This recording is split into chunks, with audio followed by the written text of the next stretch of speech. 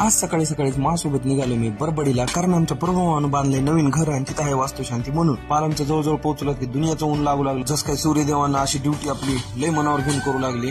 मग एका ज्यूस सेंटरवर मी आणि मान मिळून दोघांनी नंबर 1 ज्यूस पिला आणि तिथून पुढे निघाला बरबडी गाव जवळ करू लागला. फायनली 2.5 तासाच्या प्रवासानंतर आम्ही पोहोचला बरबडी गावाला. बरबडी गाव तसं नंबर 1 गाव आहे. आपले सगळे सोयरे तिथं आहे. प्रभूमाच्या नवीन घरी पोहोचला, तिथं पूजा चालू होती. मग पूजा झाली, आरती करून मग देवाचं दर्शन घेतलं आणि दर्शन घेऊन मग मी आणि मा निघाला तिच्या मामाकडं. मामाचं गाव आहे सांगी.